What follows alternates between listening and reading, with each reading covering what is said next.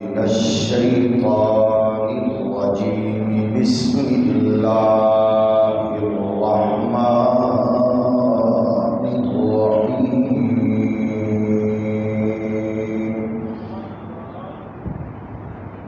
ولا تقولوا لمن يقتل في سبيل الله أموات بل أحياء ولكن لا تشعرون.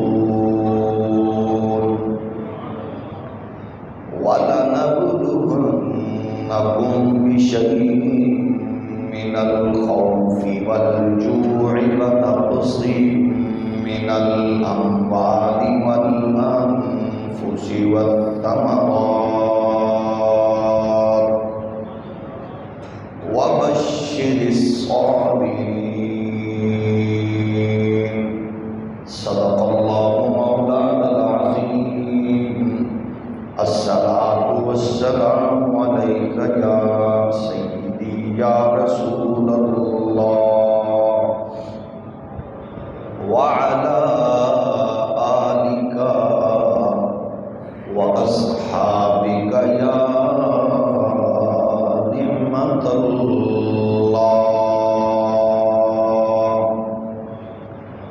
اللہ جل مجدہ الکریم کی حمد و ثنا حضور تاجدار ختم نبوت صلی اللہ علیہ وآلہ وسلم کی بارگاہ اقدس و اشرف و عرفہ و اعلیٰ میں بے حد و وصال درود و سلام.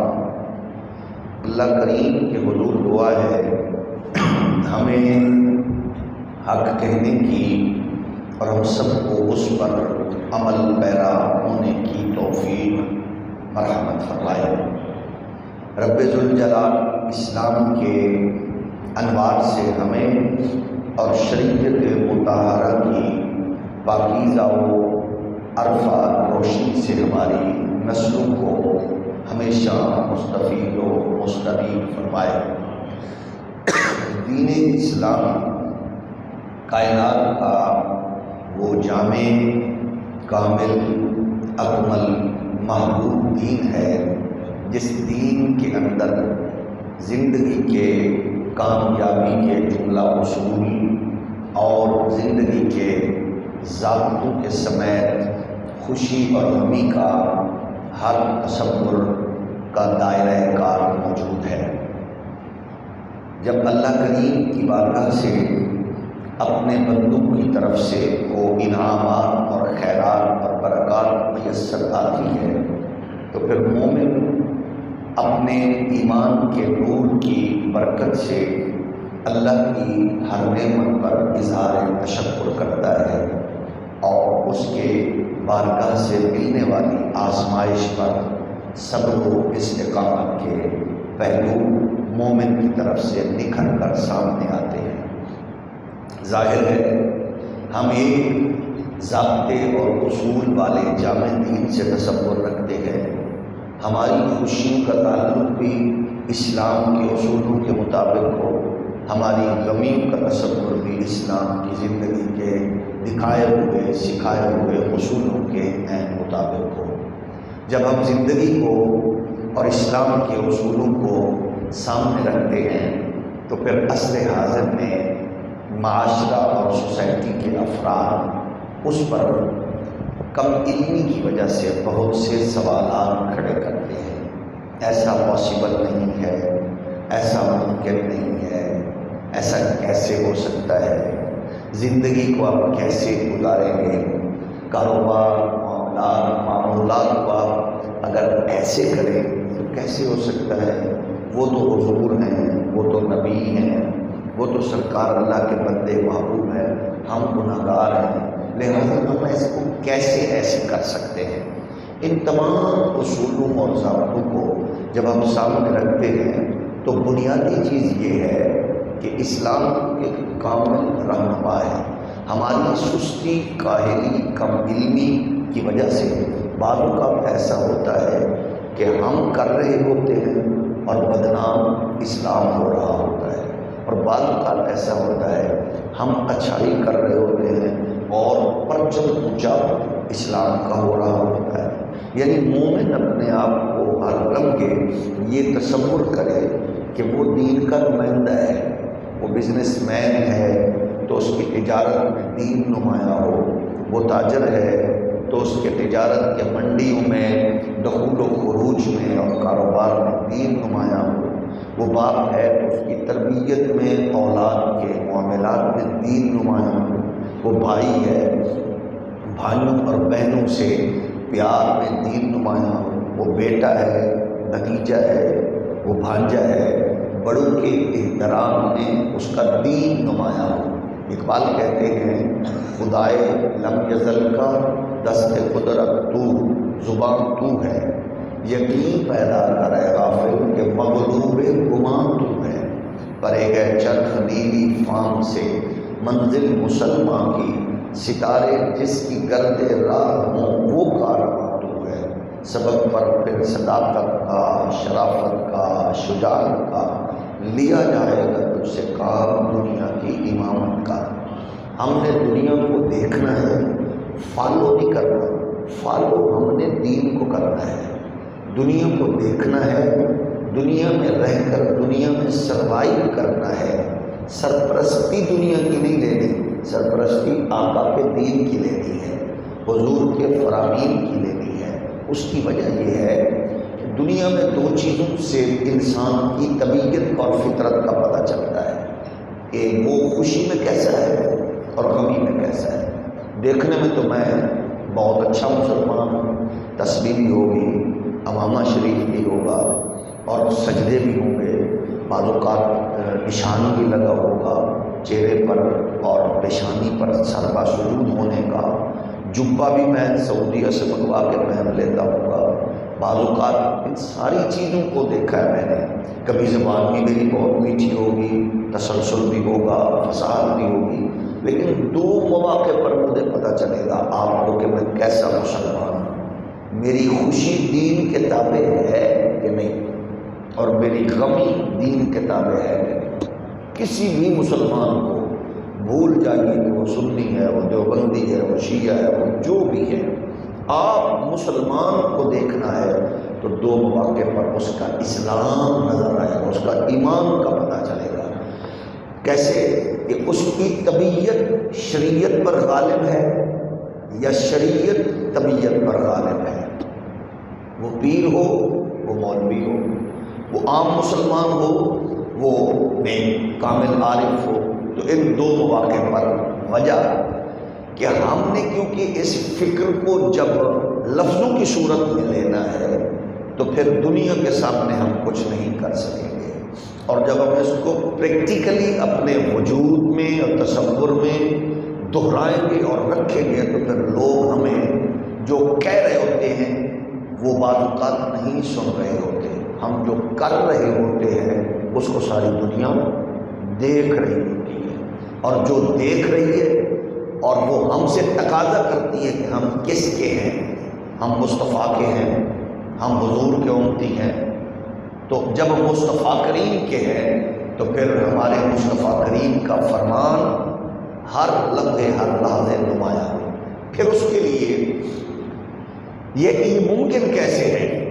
ہم سے تو یہ کرنا مشکل ہے کیونکہ ہم نے دائرے اپنے لیے بنائے ہیں کہ لوگ کیا کہیں گے، اتنا پیسہ اور اتنا سادہ، لوگ کیا کہیں گے، اتنا بڑا عہدہ اور لوگوں میں گھل مل کے بیٹھ گئے، لوگ کیا کہیں گے، وقت کا قاضی ہے، چیف جسٹس ہے، چیف آف آرمی اسٹاف ہے، ایگزیکٹو عہدے پر ہے اور پروٹوکول ہی نہیں ہے۔ یہ ہم نے بنائے ہوئے ہیں۔ اتنا بڑا پیر ہو کے بغیر پروٹوکول کے مل رہا ہے ملکوں کو، اتنا بڑا عالم ہو کے بغیر پروٹوکول کے مل رہا ہے، یہی وہ ناسور ہے جو ہمارے اندر گھسا ہوا ہے۔ ہم نے کسی ایگزیکٹو کو نہیں دیکھنا کہ جس کو سسٹم مغرب نے دیا ہے، ہم نے اس ایگزیکٹو کو دیکھنا ہے جس کو سسٹم مصطفیٰ نے دیا ہے۔ وہ کون ہے؟ وہ ہے ابو بکر، وہ ہیں عمر فاروق، وہ ہے عثمان غنی، وہ ہے مولائے کائنات، وہ ہے شہزادگان حسنین کریمین، وہ ہے خاتون مقدس سیدہ طیبہ طاہرہ سیدہ فاطمہ، وہ ہے خاتون اول سیدہ حضرت خدیجۃ الکبریٰ، وہ ہے خاتون اول سیدہ عائشہ الصدیقہ۔ یہ سارا تصور موجود ہے۔ آپ چھوڑ دیجیے دنیا کو کہ دنیا کیا کہہ رہی ہے، اس کی وجہ یہ ہے مولا کائنات فرماتے ہیں میرا سب سے بڑا محافظ کون ہے؟ میری موت۔ میری حفاظت کون کر رہی ہے؟ میری موت۔ یعنی لوگ جس سے ڈرتے ہوئے حفاظت کا اہتمام کرتے ہیں، حضور کے شاگرد فرما رہے ہیں میری حفاظت میری موت کر رہی ہے، کیونکہ جس دن اس نے نہیں آنا اس دن مجھے کوئی نہیں مارے گا، اور جو موت کا ٹائم معین ہے اس دن مجھے کوئی بھی طاقت نہیں بچا سکتی، کیونکہ موت میرے رب کا وہ حکم ہے جو آتا ہے اور وہ ہوتا ہے۔ اب یہ اصول ہے ہمارے ہاں جو حفاظتوں کا تصور موجود ہے، لشکروں کا، دستوں کا، یہ وہ بنیادی ہے جو ہمیں بتا رہا ہے کہ ہم میں سب کچھ ہے۔ شاید ایمان والا سب جو ہے اصول وہ نہایت کمزور ہے، بہت کمزور ہے۔ دنیا میں یہ صاحبزادہ، یہ فلاں بزرگ کا صاحبزادہ ہے جی، یہ پیر صاحب کا، علامہ صاحب کا، فلاں کا شہزادہ ہے۔ مجھے کائنات کا کوئی دیوبندی، سنی، وہابی، شیعہ بتا دے شہزادہ جس کو کہا جائے اور سمجھا جائے اور جو واقعی ہے وہ ہے حسن و حسین کریم ہے۔ آپ بتائیں شہزادے کا کردار کیا ہے؟ پروٹوکول میں گمنا شہزادے کا کیا کردار ہے؟ فلاں کا صاحبزادہ ہے، نہیں، دین نظر آئے۔ یہ ایسا نہ ہو کہ میرا پیر ہے تو میرے پیر کا بیٹا، کیونکہ اس کا پروٹوکول حق ہے، آپ کا ہے تو وہ ٹھیک نہیں ہے۔ میرا مولوی صاحب ہے تو وہ ٹھیک ہے، آپ کا ہے تو ٹھیک نہیں ہے۔ وہ جہاں بھی ہو، شہزادہ کیا ہے؟ شہزادگی کا تصور قرآن نے یہ دیا، وَيُطْعِمُونَ الطَّعَامَ عَلَىٰ حُبِّهِ مِسْكِينًا وَيَتِيمًا وَأَسِيرًا۔ شہزادے ہیں، بھوکے ہیں، روزہ افطار کا ٹائم ہے، کھانا سامنے ہے اور باہر سے صدا لگتی ہے تو سب سے پہلے شہزادہ اٹھا کے دیتا ہے۔ یہ ہے وہ اسلام، یہ ہے وہ دین، یہ ہے وہ قرآن جو ہم نے لیا اور لینا ہے۔ دونوں شہزادوں کی، حضرت امام حسن حسین کی کسی بات پر بول چال بند ہوا، اور بول چال جب بند ہوا تو ایک دن گزرا، 2 دن گزرے، تیسرے دن حضرت امام حسین نے خط لکھا حسن پاک کو، اور خط کیا تھا؟ بھائی جان، نانا حضور کا فرمان ہے مومن 3 دن سے زیادہ کلام کے تاخر کا وہ متحمل نہیں ہوتا، تو نانا جی کے فرمان یہ ہے کہ جو پہل کرتا ہے اس کو اجر زیادہ ہوتا ہے۔ میں چاہتا تھا کہ میں خود چل کر آپ کے پاس آؤں، آپ سے معذرت کروں، لیکن میں چاہتا ہوں کیونکہ بڑے آپ ہیں تو یہ اعزاز بھی آپ کو دوں۔ امام حسین پاک کا خط حضرت امام حسن پاک نے پڑھا، خط کا بوسہ لیا اور چل پڑے، خود چل کر امام حسین کی طرف آ گئے۔ یعنی یہ ہمیں کہاں سے ملا؟ سب کچھ بارگاہ محمدی کے فیضان سے ملا ہے۔ ہمیں ان کو دیکھنا ہے، فالو کرنا ہے، سامنے رکھنا ہے، ان کو پرکھنا ہے۔ جب ان کو رکھیں گے تو خیر بھی ملے گی اور برکت بھی، بولیے، برکت بھی ملے گی۔ آپ سب کچھ ان سے سیکھیں، حضور کی تربیت کے وہ جو لوگ ہیں۔ امام حسن مسجد سے نکلے، ایک بندہ گالیاں نکالنا شروع ہوا، سنتے رہے، سر جھکا کر سنتے رہے، گالیاں، ہمیں کوئی نکال کے تو دیکھے، آنکھیں نکال دے، زبان کاٹ دے، گالیاں سنتے گئے، گھر کے باہر پہنچ گئے اپنے آستان مقدس پر، فرمانے لگے بھائی اگر کوئی باقی بچ گئی ہے گالم گلوچ تو وہ بھی سنا دو، تاکہ آپ کے دل میں ارمان نہ رہے کہ کھل کے نہیں بول سکا۔ اس نے پھر کچھ سنائی، فرمایا رکو، اب اندر گئے، ٹرے میں قیمتی سامان رکھا اور رکھ کے واپس آ کے اس کو فرمانے لگے بھائی معافی چاہتا ہوں، آج صرف تیرے لیے اتنا ہی ہے، آج صرف اتنا ہی ہے۔ دیا کس کو؟ بولیے، گالیاں نکالنے والے کو دیا، گالیاں نکالنے والے کو دیا، فرمایا اتنا ہی ہے۔ لینے والے نے بھی کمال کیا، اس نے یہ نہیں کہا شکریہ، جیندے رہو، کمال ہو گیا، مہربانی، بسدے رہو، بڑے لوگوں کمال کر دیتی جے سخیاں دا گھر سی۔ اس نے ایک جملہ بولا، اس نے کہا مجھے یقین ہو گیا، اللہ کی عزت کی قسم ہے، مجھے یقین ہو گیا ہے کہ تو محمد عربی کا لخت جگر ہے اور فاطمہ زہرا کا نور نظر ہے۔ یعنی ہمارے کردار سے ثابت ہو جائے کہ بندہ ہمارے ضبط کو، ہمارے صبر کو، ہماری جرت کو، ہماری غیرت کو دیکھ کر وہ کہے پتہ چل گیا، یقین ہو گیا، سنی دیوبندی وہابی پتہ چل گیا تو مسلمان ہے۔ تو سب کچھ بعد میں ہے، پارٹی بعد میں ہے، مسلک بعد میں ہے، قبیلہ بعد میں ہے، سب کچھ بعد میں ہے، نبی کا امتی پہلے۔ یہ ہم نے ثابت کرنا ہے، کردار کے طور پر ثابت کرنا ہے، مزاج کے طور پر ثابت کرنا ہے، تعلیم اور فکر کے طور پر یہ ثابت کرنا ہے۔ یہ ہے مسلمانوں کا وتیرہ اور مسلمانوں کا مزاج۔ اب دیکھتے ہیں دو چیزیں ہیں، ہمارے ایک بہت بڑا گھٹیا تصور ہے، جو بندہ کسی پریشانی میں ہو، فنانشلی کمزور ہو، اور اس کے مقابلے میں جو فاسق فاجر پیسے اور مال و دولت میں تگڑا ہو، ہم کہتے ہیں اللہ بڑا راضی ہے، اس پہ اللہ بڑا راضی ہے۔ اور لبرل کیا کہتے ہیں؟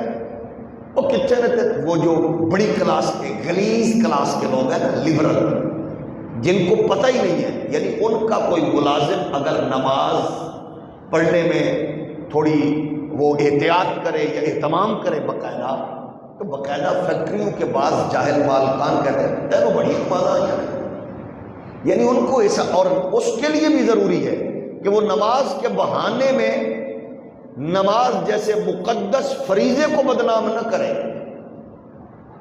جو اس کی ڈیوٹی ہے ذمہ داری پوری ادا کرے، لیکن دونوں چیزیں سامنے رہیں۔ اب لوگ کہتے ہیں بڑا کرم ہے جی، وہاں وہ تو جناب بڑا، اس پہ اللہ کا کرم ہے۔ بھئی یہ آزمائش ہے، امتحان ہے، اس پر یہ، اس کو اللہ نے حساب لینا ہے اس سے، جو کچھ اس نے دیا ہے کہ اس نے اس کا استعمال کیسے کیا، اور جس کے پاس جو کچھ نہیں ہے اس پر بھی یہ آزمائش ہے کہ وہ اگر پل پل اللہ کی بارگاہ میں صابر و شاکر رہا تو اس کا اجر ہے۔ حضور ارشاد فرماتے ہیں قیامت کے دن غریب مزدور اس بندے کو جس کی زندگی بڑے قسم پرسی میں گزری، اس سے حساب لیا جائے گا۔ جب وہ حساب بارگاہ قدس میں پیش کرے گا، فرشتے عرض کریں گے یا اللہ اس کے حساب میں بہت کمزوری ہے۔ اللہ فرمائے گا فرشتوں یہ میرے تھوڑے دیے ہوئے رزق پر ہمیشہ صابر و شاکر رہا، یہ میرے تھوڑے رزق پر مطمئن رہا، میں اس کے تھوڑے عمل پر راضی ہو گیا۔ یہ اسلام کا ضابطہ۔ ہم نے یہ دیکھنا آزمائش اللہ کی طرف سے ہو، وہ چھوٹے لوگوں پر، اب دیکھو اللہ ہمیں محفوظ ہی رکھے، بچائے رکھے، کیونکہ آزمائش کے قابل نہیں ہے۔ اس کی بارگاہ کی آزمائش بڑے بڑے لوگوں کو آئی اور وہ آزمائش میں کامیاب ہوئے، اور تاریخ ان کو اس لیے یاد رکھی ہوئی ہے۔ حضرت ابراہیم علیہ السلام امتحان دیا کہ نہیں؟ بولیے۔ یونس علیہ السلام امتحان دیا کہ نہیں؟ موسیٰ علیہ السلام امتحان سے گزرے کہ نہیں؟ عیسیٰ علیہ السلام امتحان سے گزرے کہ نہیں؟ جلیل القدر پیغمبر اور ہمارے پیارے آقا و مولا۔ بعض جہلا اس پہ کلام کرتے ہیں، دیکھو یہ موقع تھا، آپ کہتے ہو نبی مالک مختار ہے تو اس پہ یہ کیوں نہیں کیا؟ ہم نے کہا بدنصیبو اس معاملے کو پیچھے رہنے دو، نبوت کو تولنے والا ماحول ختم کرو۔ اللہ جب اپنے بندوں کو آزماتا ہے تو پھر بندے اس آزمائش میں اتنے آگے نکلتے ہیں کہ پروردگار ان پہ خوش ہو جاتا ہے۔ حضور فرماتے ہیں سب انبیاء کرام کو آزمائشوں سے گزرنا پڑا، اور مجھے بھی، ان کی آزمائشوں سے بڑھ کر مصطفیٰ کی آزمائشیں تھیں، پتھر مارے گئے، ستایا گیا، ہجرت کرنا پڑی، یہ ساری چیزیں ہیں۔ اور پھر یہ سلسلہ آگے بڑھتا ہے، خاندان رسول میں آیا، ان آزمائشوں سے گزرنا پڑا اور گزرے اور کامیاب ہوئے۔ سید عالم صلی اللہ علیہ وسلم نے اپنی نسل کو، اپنے بچوں کو کس انداز سے اور کس لیے تربیت کیا؟ دین کے لیے۔ اور بچوں نے ثابت کر دیا کہ جب دین کے لیے نانا نے تیار کیا ہے حسین کو، تو حسین اپنے ہاتھوں پہ موجود علی اصغر کو اور سامنے بڑے جوان کڑیل علی اکبر کو قربان کر کے بتائے گا آزمائش سے ہم پیچھے ہٹنے والے نہیں ہیں، کامیاب ہوں گے۔ اور جب ہم قرآن کی یہ آیت پڑھتے ہیں تو اس میں شیعہ ہو یا سنی ہو، وہابی ہو یا دیوبندی ہو، اس کے دماغ میں جو سراپا پیکر کی صورت میں بیٹھتا ہے، اس پیکر کا نام ہے حسین ابن علی۔ قرآن کہہ رہا ہے وَلَا تَقُولُوا لِمَن يُقْتَلُ فِي سَبِيلِ اللَّهِ أَمْوَاتٌ بَلْ أَحْيَاءٌ وَلَٰكِن لَّا تَشْعُرُونَ وَلَنَبْلُوَنَّكُمْ بِشَيْءٍ مِّنَ الْخَوْفِ وَالْجُوعِ وَنَقْصٍ مِّنَ الْأَمْوَالِ وَالْأَنفُسِ وَالثَّمَرَاتِ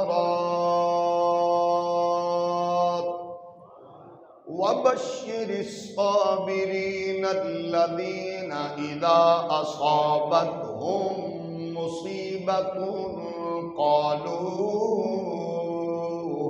قالوا إِنَّا لِلَّهِ وَإِنَّا إِلَيْهِ راجعون۔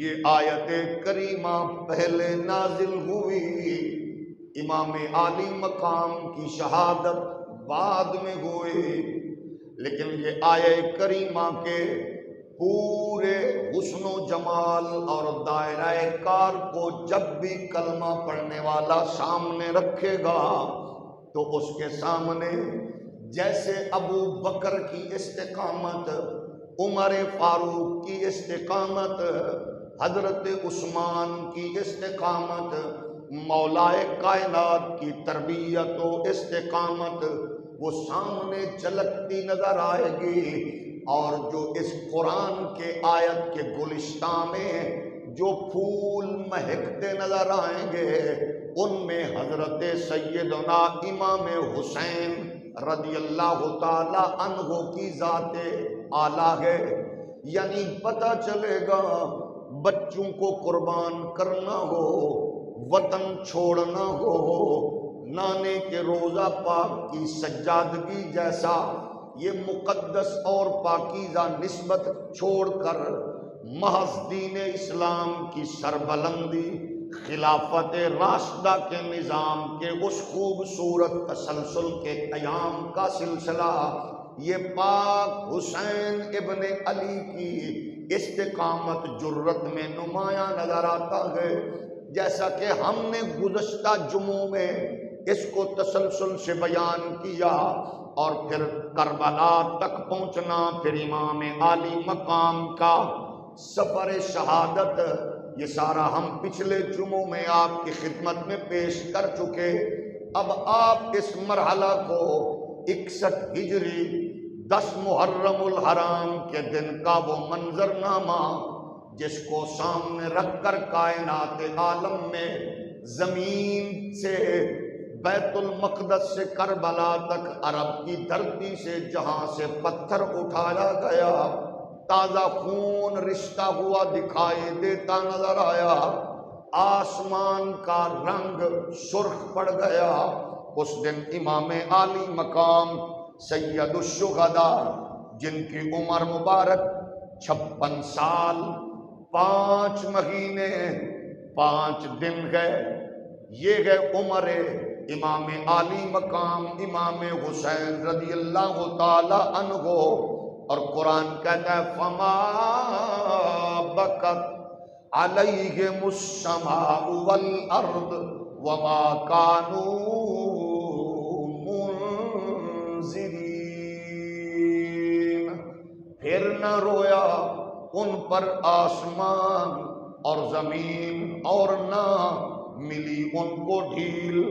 یعنی قرآن مجید فرقان حمید مقدسات پر حملہ آور لوگوں کو اور مصطفیٰ کے دین اور دینداروں کو، شاعر اسلامیہ کو، خدا کے احکامات کو پس پشت ڈال کر ظلم اور بربریت کرنے والوں کے بارے میں قرآن کہہ رہا ہے، ان پر پھر کیا ہوتا ہے، کیا ہوا، اور اس کو بیان کیا علامہ شبیر عثمانی دیوبندی عالم تفسیر عثمانی میں لکھتے گئے ہیں کہ مومن کے مرنے پر یہ زمین و آسمان کا رونے کا اصول بیان کرتے گئے کہ کیسا کیا ممکن ہے۔ وہ لکھتے گئے کہ مومن کے مرنے پر آسمان کا وہ دروازہ روتا ہے جس دروازے کے ذریعے اس خطہ زمین پر مومن کا رزق آتا ہے۔ اور شبیر عثمانی دیوبندی عالم احادیث کا سہارا لے کے کہتے گئے وہ خطہ زمین روتا ہے جس پر اللہ کا بندہ وہ مرد کامل مومن چلتا ہے۔ اب اس کو سامنے رکھ کے پھر غور فرمائیے، شہادت امام عالی مقام پر کون کون کتنا رویا، کیسے روئے، اس کے بارے میں کیا تصور ہے۔ حضرت زہری فرماتے ہیں رضی اللہ تعالی عنہ مجھے خبر پہنچی انہو یوم قتل الحسین لم یقلب حجر من احجار بیت المقدس الا وجد تحتہ دم عبید۔ امام بیہقی نے لکھا، ابو نعیم اس کو بیان کرتے گئے، صاحب تہذیب التہذیب بیان کرتے گئے، فرمایا جس دن حضرت امام عالی مقام امام حسین شہید کیے گئے اس دن بیت المقدس میں جو بھی پتھر اٹھایا گیا اس کے نیچے تازہ خون پا لیتے ہم۔ بسرا ازدیہ فرماتی گئے، اس کو بیان کیا شاہ عبدالعزیز محدث دہلوی علیہ الرحمن نے سر الشہادتین میں، امام ابن حجر مکی نے السوائق میں صفحہ نمبر 92 پر نقل کیا، فرماتے گئے لما قتل الحسین مطرت السماء دما فاصبحنا وحبابنا وجرارنا وکل شیء لنا ملان دما۔ امام پاک کی شہادت کے دن جس دن قتل ہوئے اس دن آسمان سے خون برسا، صبح کو ہمارے گھر کے گھڑے اور مٹکے سارے برتن خون سے بھرے ہوئے تھے۔ علامہ جلال الدین سیوطی 75 سے زائد مرتبہ حضور کا جاگتے ہوئے دیدار کرنے والے بیان کرتے گئے تاریخ الخلفاء کے صفحہ نمبر 80 پہ، فرماتے ہیں وَلَمَّا قُتِلَ الْحُسَيْنُ مَكَثَتِ الدُّنْيَا 7 أَيَّامٍ وَالشَّمْسُ عَلَى الْحِيطَانِ كَالْمَلَاحِفِ الْمُعَصْفَرَةِ وَالْكَوَاكِبُ يَضْرِبُ بَعْضَهَا بَعْضًا وَكَانَ قَتْلُهُ يَوْمَ عَاشُورَا وَكَسَفَ الشَّمْسُ ذَلِكَ الْيَوْمُ وَاحْمَرَّتْ آفَاقُ السَّمَاءِ 6 أشهر بعد قتله ثم لا زالت الحمرة ترى فيها بعد ذلك ولم تكن ترى فيها قبله۔ جس دن حضرت امام عالی مقام شہید ہوئے 7 دن تک دنیا تاریک رہی، دیواروں پر دھوپ کا رنگ زعفرانی رہا، ستارے ایک دوسرے پر ٹوٹ کر گرتے رہے۔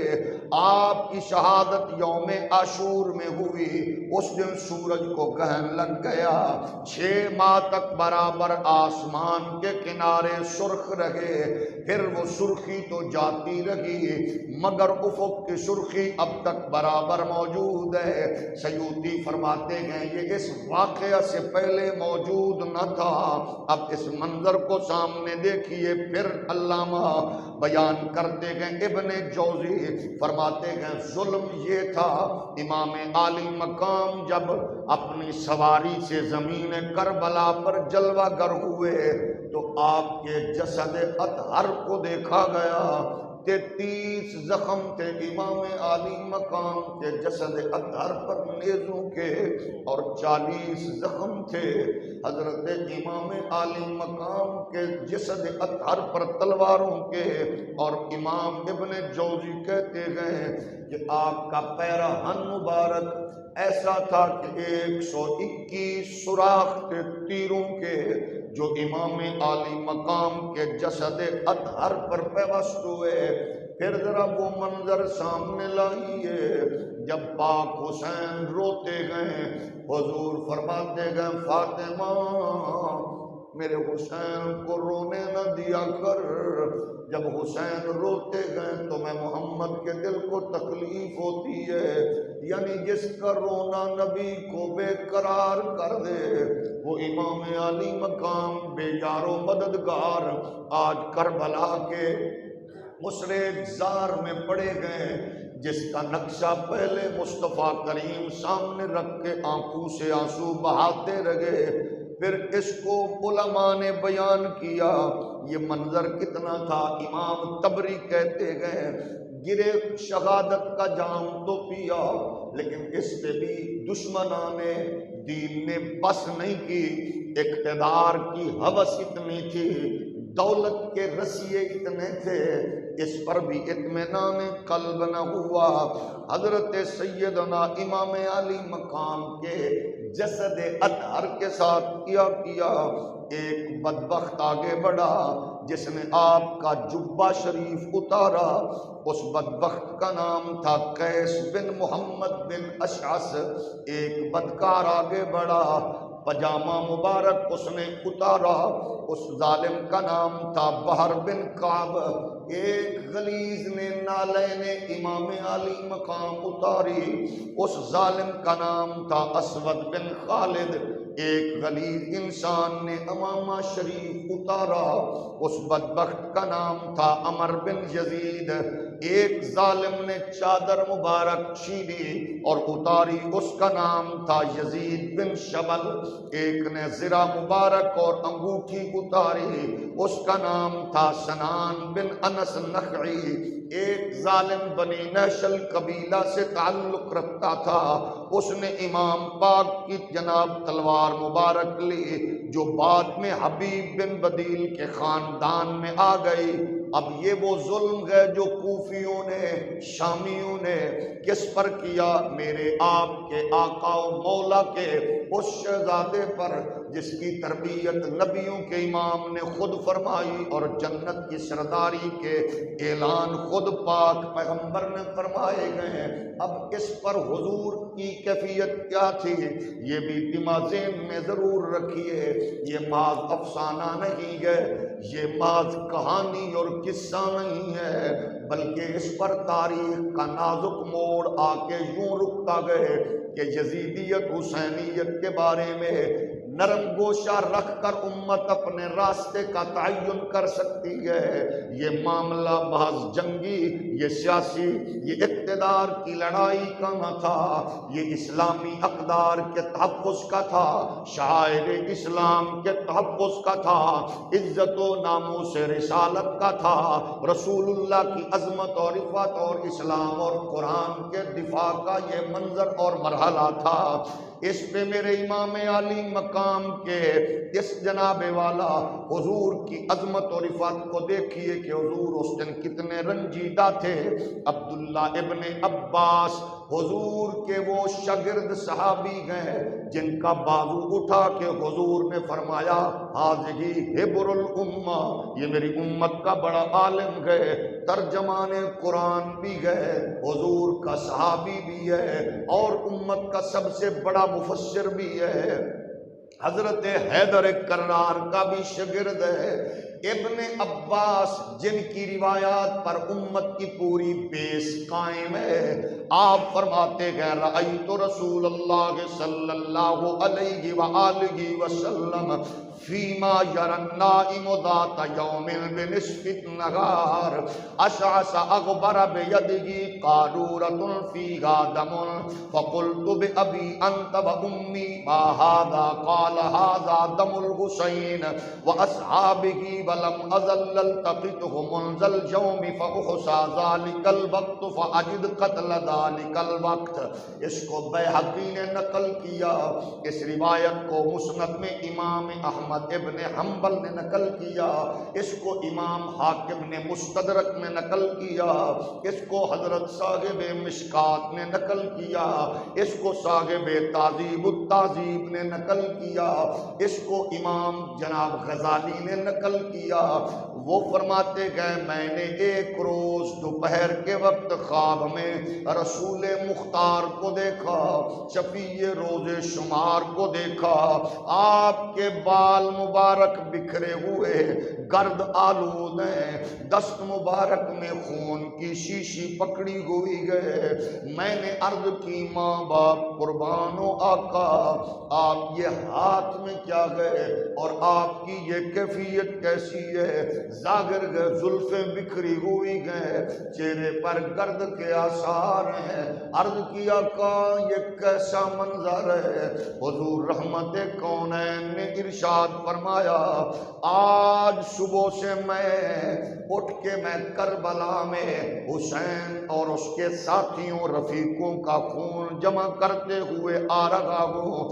ابن عباس فرماتے ہیں میں نے تاریخ اور وقت کا کو نوٹ کیا، یاد رکھا، جب خبر آئی تو مجھے اس دن پتا چلا کہ عین انہی دنوں میں جب میں نے حضور کو خواب میں دیکھا وہی دن پاک امام کی شہادت والے دن تھے۔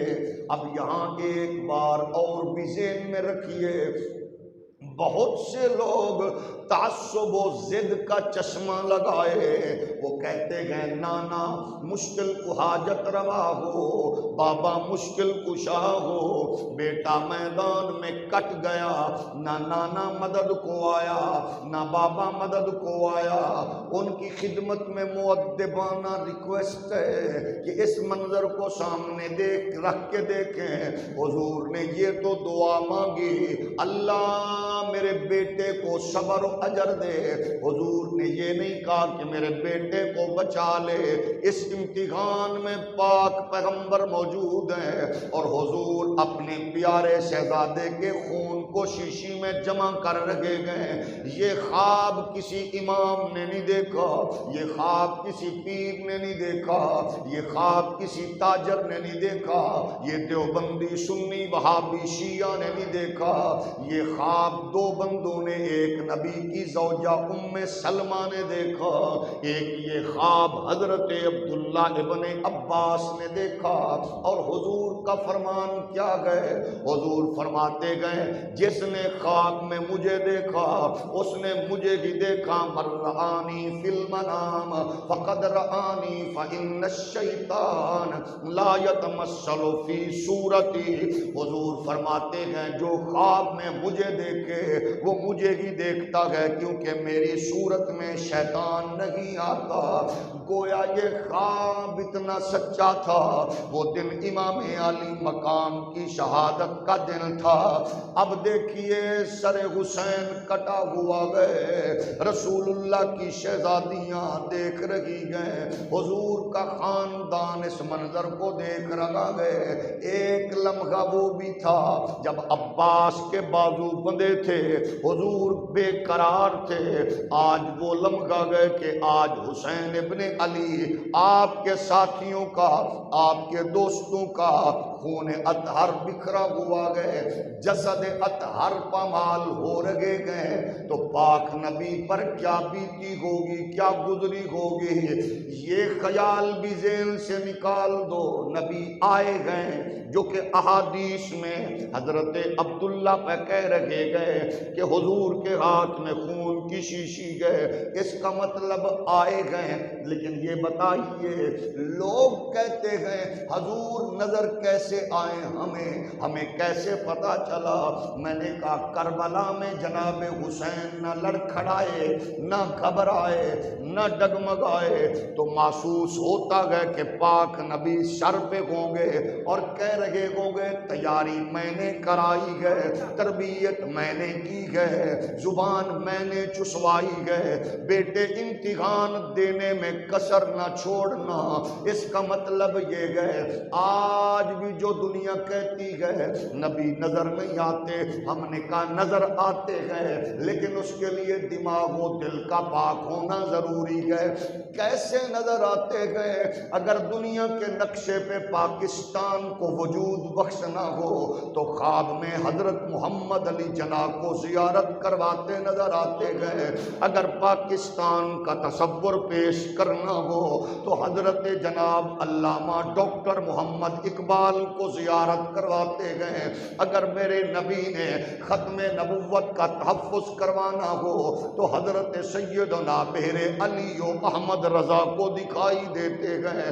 گویا 14 صدیوں سے یہ سلسلہ جاری و ساری گئے، حضور نظر آتے گئے، لیکن نہ یزید کو نظر آتے گئے، نہ پلید کو نظر آتے گئے، حضور نظر آتے گئے، یا حسین کو آتے گئے یا فرید کو نظر آتے ہیں۔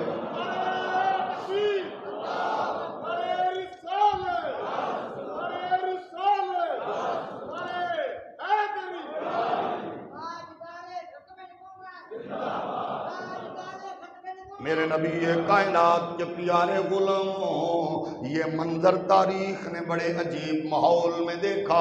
اب ذرا اس کو سامنے رکھیے، اس مسئلہ کو سامنے رکھ کے پھر غور فرمائیے کہ ادھر امام عالی مقام کے ساتھ جو 72 لوگ جام شہادت نوش کر رہے گئے، اس میں ایک اور بڑا باریک سوال بھی کچھ لوگ اٹھاتے گئے۔ وہ کہتے ہیں بتاؤ صحابہ کی اولاد کہاں تھی؟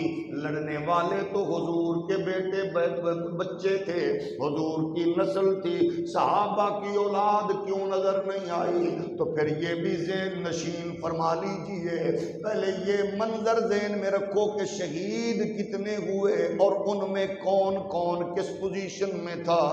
کربلا معلی پر امام عالی مقام کے رفقا کی تعداد 3 روایات گئے، 72 بھی گئے، 82 بھی گئے، 90 بھی گئے۔ معتبر روایات جو گئے تاریخی، ان کے بارے میں یہ گئے کہ 72 تھے۔ ان 72 میں کیسے تھے یہ بھی ذرا ذہن نشین فرما لیجئے کہ شہید ہونے والوں میں ایک حضرت امام عالی مقام، دوسرے حضرت سیدنا غازی عباس، تیسرے شہید ہونے والے حضرت ابو بکر بن علی رضی اللہ تعالی عنہ تھے، اور چوتھے جناب حضرت عمر بن علی، پانچویں حضرت عثمان بن علی، چھٹے حضرت جناب محمد بن علی، اور آگے حضرت جعفر بن علی، آگے حضرت قاسم بن حسن، آگے حضرت عبداللہ بن حسن، آگے حضرت ابو بکر بن حسن، آگے حضرت عمر بن حسن، آگے حضرت محمد بن عبداللہ بن جعفر طیار، حضرت اون بن عبداللہ بن جعفر طیار، حضرت علی اکبر بن حسین بن علی، حضرت علی اصغر بن حسین بن علی، حضرت جعفر بن عقیل، حضرت عبداللہ بن عقیل، حضرت عبد الرحمن بن عقیل، حضرت محمد بن ابی سلمہ بن عقیل۔ اب یہ وہ لوگ ہیں جنہوں نے جام شہادت نوش کیا، یعنی کربلا میں 72 میں یہ تھے 17، اور ان سے پہلے جو شہید ہوئے ان میں مسلم بن عقیل اور ان کے صاحبزادے، تو ٹوٹل شہید ہونے والے کربلا میں، یہ جو کربلا میں خاندان ہاشم کے لوگوں نے جام شہادت نوش کیا، ان کی تعداد تھی 22، ٹوٹل تھے 72۔ 22 کا تعلق تو خون رسول سے تھا، اور باقی جو 50 لوگ تھے وہ حضور کے اصحاب کی اولادگی تھے، جو پاک امام کے قدموں میں امام پاک کے بچوں کی شہادت سے پہلے، جنہوں نے اپنے خون سے اس دھرتی کو رنگین کر کے مصطفیٰ کے دین کا تحفظ کرنے کا حق ادا کر دیا۔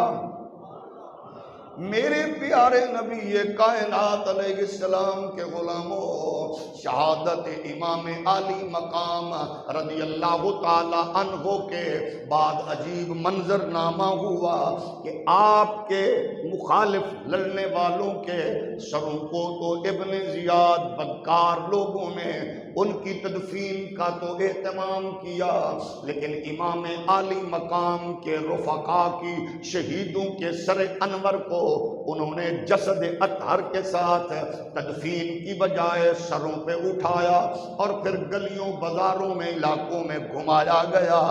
ان میں سے کیا تقسیم تھی؟ 17 سر انور بنو کندہ کے پاس تھے، جن کا سردار قیس بن اشعث تھا، جو نیزوں پہ جا کر گھمانے میں مصروف تھا۔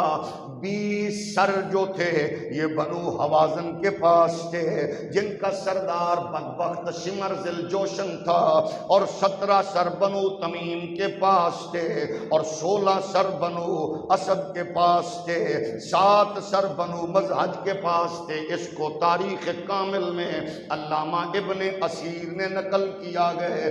پھر یہ کربلا میں جب شام ہوئی گئے، یہ شام بھی بڑی دردناک اور بڑی انوکھی اور کربناک تھی۔ شام کو وہ لوگ تو اپنے معاملات میں مصروف ہو گئے، خوشیوں کے شادیانے بجنے لگے، بدکاری اور بے حیائی اور بے حیاؤں نے اپنا ماحول سجایا، لیکن آل رسول پر یہ شام کیسے گزری ہے جیسے ہی معاملہ ٹھنڈا ہوا۔ شام کو پھر کچھ لوگ، بوڑھی عورتیں پہلے نکلی اور وہ آگے آئیں، اور یہ بھی یاد رکھے قریہ غادریہ کے لوگ تھے جنہوں نے امام کے ساتھیوں کے اجساد کی تدفین کا اہتمام کیا۔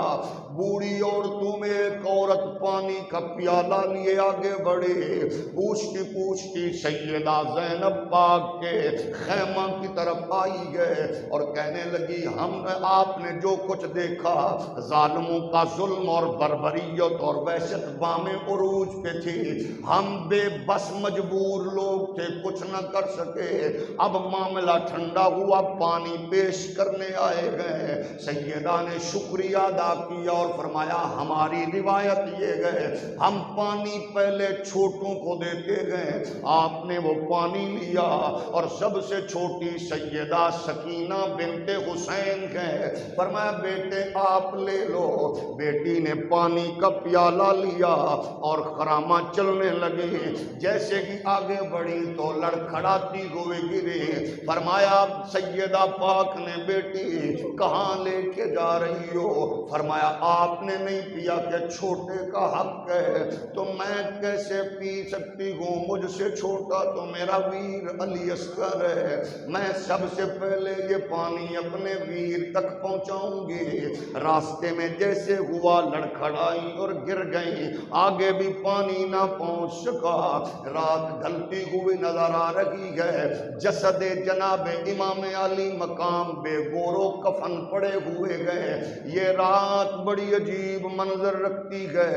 صاحب تہذیب التہذیب نے، امام طبری نے، امام ابن کثیر نے البدایہ والنہایہ میں، اور دیگر مورخین نے بیان کیا، سیدہ زینب پاک نے نکل کے یہ منظر دیکھا تو پھر اپنا رخ کیا نانا حضور کی جانب اور رو رو کے کہنے لگی، یا محمد صلی علیک اللہ و ملک السماء، ھذا حسین بالعراء مزمل بالدماء مقطع الاعضاء، یا محمد و بناتک سبایا و ذریتک مقتلہ تشفی علیہ البقاء، قال فابکت واللہ کل عدو و صدیق۔ ابن کثیر کہتے گئے، امام طبری روایت کرتے گئے، سیدہ زینب پاک رو رو کے نانا کے حضور التجائیں کر رہی گئے، یا محمد یا محمد، آپ پر اللہ اور ملائکہ کا درود و سلام ہو، دیکھیے نانا، ھذا حسین بالعراء، یہ حسین میدان چٹیل میدان میں خاک و خون میں آلود پڑے گئے، یا محمد و بناتک سبایا، آپ کی بیٹیاں نانا جان دیکھے، آپ کی بیٹیاں جناب والا قید ہو چکی گئے، ان کا قافلہ سامنے کرب و بلا میں لٹ چکا گئے۔ امام عالی مقام کے باقی جناب اجساد مبارک سے کٹے ہوئے سروں کو لے کر وہ بدبخت شہروں میں گھما رہے تھے۔ جس جس کے گھر میں یہ سر پہنچتا گیا انہوں نے عجیب منظر دیکھے۔ ایک بدبخت امام پاک کے سر کو لے کے اپنے گھر گیا، اس نے جا کر نعرہ لگایا، قالت فواللہ ما زلت انظر الى نور یسطع مثل العمود من السماء الى الاجانۃ ورأیت طیرا بیضا ترفرف حولها فلما اسبغا غدا بالرأس الى عبید اللہ ابن زیاد۔ اسی طرح سر گھماتے ہوئے گھر لے گیا، تنور میں رکھا، بیوی سے کہتا گیا آج میں بڑی چیز لے کے آیا ہوں انعام و کرام کا، مجھے سلسلہ شروع ہوگا تو نہ تھمنے والا ہوگا۔ اس نے حیران ہو کے پوچھا کیا ہے؟ دیکھا تو تنور میں سر انور ہے، روشنی اور جناب نور ابل رگا گئے، نکل رگا گئے۔ فرمایا ظالم لوگ سینے سونے جواہرات لاتے گئے، تو سیدہ زہرا کو رلا کے اس کے بیٹے کا سر لایا گئے۔ ایسے ملعون کے گھر میں رہنا میرے لیے عبث ہے۔ آگے لے کے یہ عبید اللہ ابن زیاد بدبخت کے دربار میں پہنچے۔ جیسے ہی اس بے حیا کے سامنے گیا، اس نے سری امام پاک کے سر انور کے قریب دانتوں پر چھڑی مارنے لگا۔ اس پر حضرت زید بن ارقم حضور کے معتبر صحابی بیٹھے گئے۔ فرمایا او بدبخت ابن مرجانہ کی خبیث اولاد، مجھے اللہ کی کبریائی کی قسم ہے، میں نے اپنی آنکھوں سے دیکھا گئے جہاں تو چھڑی مار لگا گئے، یہاں میں نے محمد عربی کو بوسہ لیتے ہوئے دیکھا گئے، رسول اللہ صلی اللہ علیہ وآلہ وسلم کو چومتے ہوئے دیکھا گئے، میں نے آمینہ کے لال کو بوسہ دیتے دیکھا۔ ابن زیاد بدکار نے اس ماحول کو سامنے رکھ کے اپنی بے حیائی، طاقت، رعونت کا مظاہرہ کرتے ہوئے، اندر کی خباثت و غلاظت کو اگلتے ہوئے سیدہ زینب کی طرف رخ کر کے کہنے لگا الحمدللہ الذی فضحکم وقتلکم اقذب حدوثتکم۔ خدا کا یہ دیکھو حکم ہے اور اللہ کا شکر ہے جس نے تمہیں معاذ اللہ رسوا کیا اور تمہاری جدتوں کو، جدوں کو، لوگوں کو، تمہاری اولاد کو جھٹلایا۔ اس موقع پر بی بی پاک نے خطبہ ارشاد فرمایا الحمدللہ الذی اکرمنا بمحمد صلی اللہ علیہ وآلہ وسلم وطہرنا تطہیرا لا کما تقول وانما یفتدع الفاسق ویقذب الفاجر۔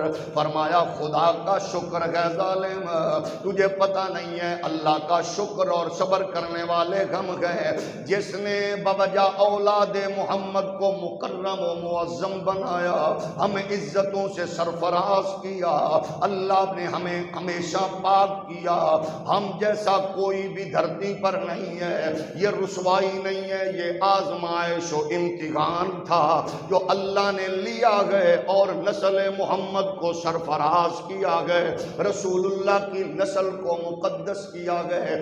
یہ لوگ آگے بڑھے، لالچی لوگ آگے بڑھے، غاصب لوگ آگے بڑھے، اقتدار کے بھوکے آگے بڑھے، حرام کھانے والے آگے بڑھے، زنا، سود، شراب اور رشوت جیسی بدکاری میں ملوث قافلہ آگے بڑھا۔ لیکن خدا کی عنایات دیکھیے، محمد عربی کا رب کی بارگاہ سے ملا ہوا فضل و کرم دیکھیے، لوگ تو خوف زدہ ہونے لگے، ڈرنے لگے، ان کو دکھایا جا رہا تھا یہ کون ہے، کیوں آئے گئے، کیسے آئے، جو اٹھے گا کچلا جائے گا، بغاوت کرے گا مارا جائے گا، یزید کے حوالے سے آواز اٹھائے گا پس و پس کو جناب والا خس و خاشا خواہشات کی طرف بہایا جائے گا، لیکن جس کے نصیب میں ہدایت تھی وہ کیا تھا؟ یہ جیسے کہ آگے ایک گرجا کلیسا کے قریب انہوں نے ڈیرا لگایا، گرجا کے راہب نے، کلیسا کے راہب نے منظر دیکھا، کچھ سفاک درندے اپنے آپ کو مسلمان بھی کہہ رکھے گئے اور حرام کاری اور بدکاری کے معاملات میں بھی ملوث ہے۔ اس نے پوچھا، جانے والو تمہارا سفر کا ارادہ کہاں کا ہے؟ یہ قافلہ کیسا گئے؟ کہنے لگے باغیوں کو کچلا، ہم نے ایسا کیا ویسا۔ کہا یہ نیزے کی بلندی پر سر کس کا ہے؟ تو کہا گیا یہ محمد عربی کا نواسہ حسین ابن علی ہے۔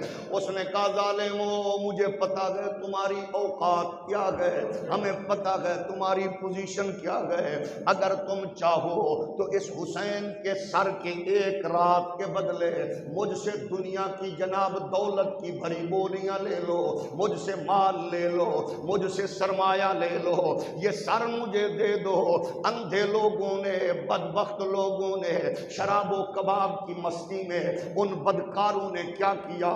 ظاہر ہے ان کو کیا لگے سر حسین کیا گئے، شرابیوں کو کیا لگے اسلام کا شاعر کا تحفظ کیا گئے، بدکاروں کو کیا لگے اسلام کے اصول ضابطے کیا گئے۔ انہوں نے سر دے دیا اور مال لے لیا۔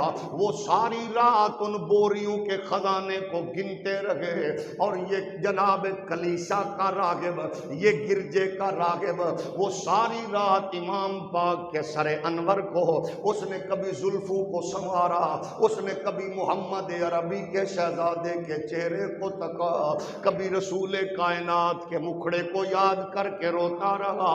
رات ان بدبختوں کی بھی گزری، رات اس کی بھی گزری گئے، لیکن محدثین کہتے گئے جب صبح ہوئی تو صبح دونوں کی مختلف تھی، ان بے حیا رشوت خوروں کی، ان حرام خوروں کی، ان سود خوروں کی، ان ظالم سفاک درندے یزید کے حکم پر اپنی نوکری حکومت اقتدار بچانے والے بے غیرتوں کا عالم یہ ہوا جیسے ہی انہوں نے وہ گن گنا کے تقسیم کیے، صبح سورج کی کرنیں نکلی تو وہ دیکھا وہ اشرفیوں کی بجائے، وہ مال کی بجائے، وہ جناب والا وہ پتھروں اور کنکروں میں تبدیل ہو چکے گئے۔ اور جس نے ساری رات پاک پیغمبر کے نواسے کے سر انور کو بوسا دیا، جیسے ہی صبح ڈھلی گئے آمینہ کے لال کی جلوہ گری ہو گئی اور دین کا نور محمد عربی نے پیش کر دیا۔ یہ وہ ہے جس کو میرے اور آپ کے آقا و مولا صلی اللہ علیہ وآلہ وسلم نے خود اسلام کا نور بخشا، دین کا نور بخشا۔ یہ وہ کریڈٹ تھا جو آل محمد کے احترام کی وجہ سے میسر آیا، یہ وہ نور تھا جو خاندان رسول کی برکات سے میسر آیا۔ آج 14 صدیوں بعد ہم اپنے لوگوں کو بتانا چاہتے ہیں کہ دنیا اسلام میں جو آپ نے مناظر دیکھے، یہ محبت و احترام و اکرام کا سلسلہ نیا نہیں، یہ 14 صدیوں پر محیط ہے۔ ہمارے ہاں الحمدللہ ہم اس فکر سے جڑے ہوئے، ہمیں کوئی نہ سکھائے کہ اقلیتوں کے حقوق کیا ہے، ہم نے کہا اپنی اوقات میں رہو، تم ہمیں سکھاؤ گے حرام خورو؟ ہم جانتے ہیں کہ اسلام کون سا دین ہے جس نے ہمیشہ اپنے مد مقابل لوگوں کا بھی احترام اور تحفظ کیا ہے، وہ محمد عربی کا دین ہے۔ اور دنیا بھر میں پاکستان وہ واحد مملکت ہے جس مملکت کو حرام خوروں نے لوٹا، جس مملکت کو رشوت کھانے والے بدکاروں نے لوٹا، جس مملکت کو انگریز کے تلوے چاٹنے والوں نے لوٹا۔ یہ وہ مملکت ہے جہاں اقلیتیں سب سے زیادہ محفوظ ہیں، سب سے زیادہ محفوظ ہیں۔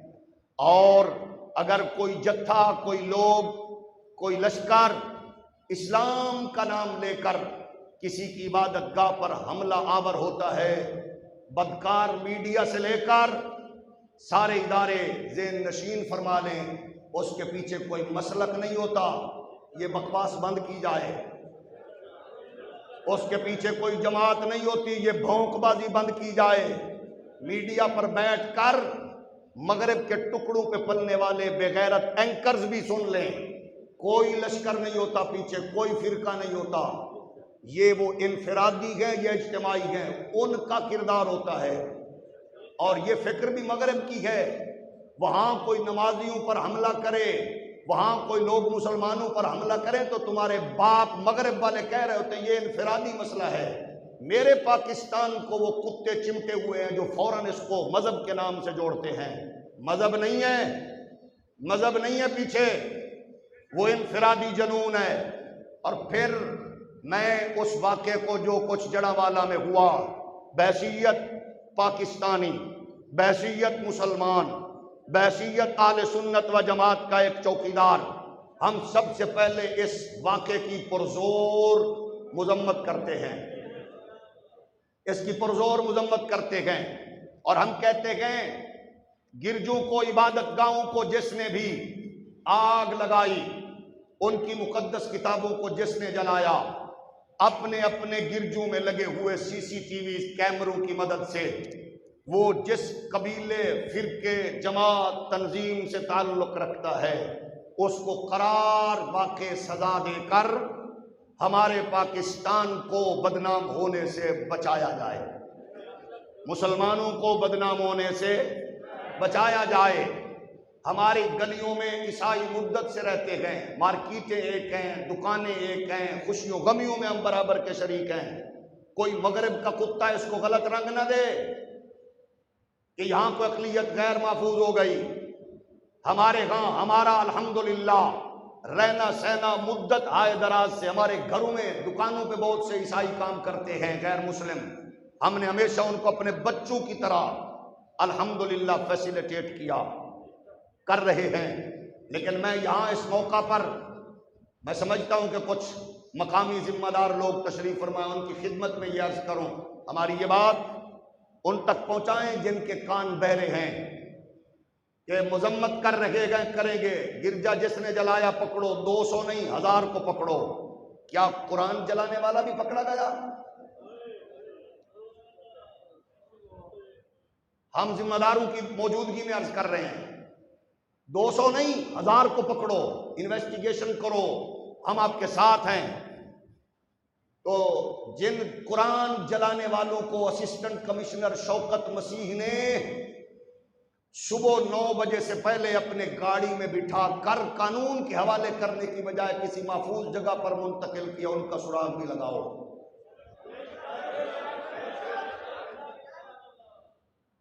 صبح 5 بجے کام چلا، 9 بجے تک کہاں گئے تھے لوگ؟ اور جن کو تم مورد الزام ٹھہرا رہے ہو وہ لوگ آپ کے ساتھ، پولیس کے ساتھ ساتھ لوگوں کے دھکے بھی کھا رہے تھے اور غدار بھی کہلائے جا رہے تھے۔ وہ کہہ کیا رہے تھے؟ آگ نہیں لگانی، قانون کو ہاتھ میں نہیں لینا۔ ہم نے بھی ان کے کلپس دیکھے ہیں۔ یک طرفہ نہ چلو۔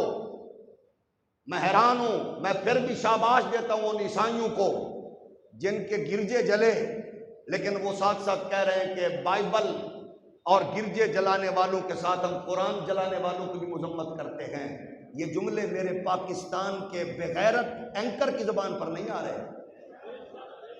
وہ عیسائی بھلا ہو ان کا، جن کا نقصان ہوا، جن کو مشتعل کیا گیا، وہ بھی کہہ رہے ہیں کہ ہم اس کی مذمت کرتے ہیں۔ لیکن میں حیران ہوں اپنے لوگوں پہ، یار اتنی تو مغرب کی نوکری نہ کرو، اتنے تو اس کے در کے ٹکڑے پلنے والوں اتنا تو نہ گرو نا۔ قرآن بھی تو جلا ہے، تو قرآن جلنے والے کو بھی پکڑو تاکہ ہمیں پتہ چلے کہ یہاں اور یہ ہوتا کیوں ہے۔ یہ بھی یاد رکھیے پاکستان میں یہ بدقسمتی سے واقع کیوں ہوتے ہیں، کیونکہ اب دنیا کا جو لوگ ہیں وہ اس نتیجے پر پہنچے پاکستان کے مہنگائی میں پسے ہوئے، وہ یہ سمجھتے ہیں کیونکہ یہاں شارٹ کٹ راستہ ہے مغرب پہنچنے کا، یہاں ان کے نبی کی توہین کرو، 2-4 سال جو ادھر جیل میں رہنا ہے ادھر رہ جاؤ۔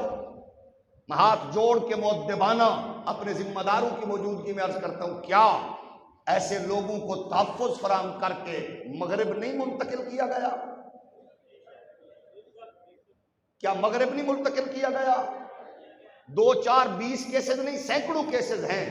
تو ایسے معاملات کی حوصلہ شکنی شدت سے کیجئے۔ پہلے نمبر پر تو کوئی اس طرح کے معاملات ہونا، اور کوئی بھی پاکستان کا فرد قانون ہاتھ میں نہ لے، اور لیا بھی نہیں گیا۔ اور اس موقع پر جس نے لیا ہے، آسیہ ملونہ کے معاملے میں کسی نے قانون ہاتھ میں نہیں لیا تھا، اس کو گرفتار کرایا، اور کس کس نے بھیجا اور کیوں بھیجا دنیا نے سب نے دیکھا۔ اس لیے جب قانون حرکت میں آ کے ان کو تحفظ دینے کی بجائے ان کو پورا شکنجے میں کستا ہے، تو پھر پاکستانی قوم کو پتہ ہوتا ہے کہ الحمدللہ ہم قانون کے رکھوالوں تک پہنچ چکے ہیں، اور یہاں اس کو قرار واقع سزا ملے گی۔ ہم اس واقعے کی بھرپور مذمت کر کے، ہم بحیثیت پاکستانی مسلمان شرمندہ بھی ہیں، شرمسار بھی ہیں کہ جو ہم نے 75 سال میں سفاکوں، درندوں، حکمرانوں اور بدکار حرام خوروں کے ماحول میں بھی ہم نے اپنے اڑوس پڑوس کے غیر مسلم اقلیتوں کا تحفظ کیا اور خیال رکھا۔ آج اس واقعے نے ہمیں شرمندہ کر دیا، ہمیں کمزور کر دیا، اور ہم ایسے گلی محلے سے لے کر قومی فورم تک، جہاں تک بھی ہو سکے گا، ایسے گھٹیا اور ایسے شرمناک اندوہناک واقعات کی مذمت کرتے رہیں گے، کر رہے ہیں۔ لیکن ضروری ہے کہ اپنے اپنے معاملات میں مغرب کی چاپلوسی کر کے ان کو خوش کرنے کی بجائے رسول اللہ کو بھی خوش کیجئے۔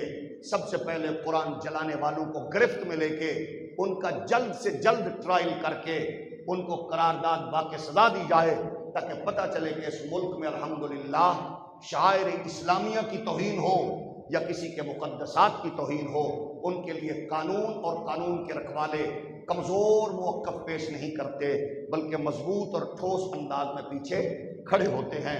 اس موقع پر جو پیغام مفتی اعظم پاکستان آبرو علم و حکمت حضرت مفتی اعظم پاکستان مفتی منیب الرحمان نے دیا ہے، ہم الحمدللہ پاکستان بھر کے اہل سنت حضرت مفتی اعظم پاکستان مفتی منیب الرحمان صاحب کے اس اعلان، ویژن اور فکر کے مطابق اس کے پیچھے کھڑے ہیں۔ اللہ میرے پاک وطن کو سلامتی، استحکام، خیر و برکات اور اکثریت کو، اقلیت کو، ہر ایک کو محفوظ رکھے۔ جس نے بھی لوٹا، جس نے نوچا، اللہ اس درندے کو ذلیل و رسوا فرمائے۔